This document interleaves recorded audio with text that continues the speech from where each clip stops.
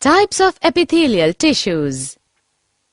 Epithelial tissues are classified into 5 types on the basis of functions of the cells and shape of the cells.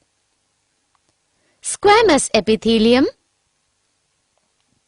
cuboidal epithelium, columnar epithelium, glandular epithelium, ciliated epithelium. Squamous epithelium is made up of thin, flat, irregular shaped cells which fit together like floor tiles to form a compact tissue. It is found in lining of cavities and blood vessels and covering of tongue and skin. It is also known as pavement epithelium. In cuboidal epithelium, cells are cube-like.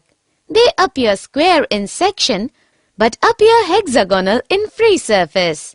It is found in kidney tubules, thyroid vesicles, salivary, sweat, and exocrine glands. Columnar epithelium consists of cells which are pillar-like in appearance because they are taller than broader. Their nuclei are at the base. It is found in the lining of stomach, small intestine, colon, gallbladder, and oviducts forming mucous membrane.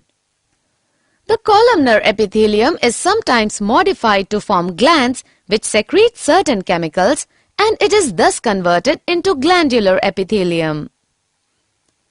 It is found in the mucous membrane of stomach, sweat, and oil glands. Do you know that some cuboidal or columnar cells have a free border which bear thread-like cytoplasmic outgrowths known as cilia? These cells form the ciliated epithelium. It is found in sperm ducts, trachea, bronchi, kidney tubules, and oviducts.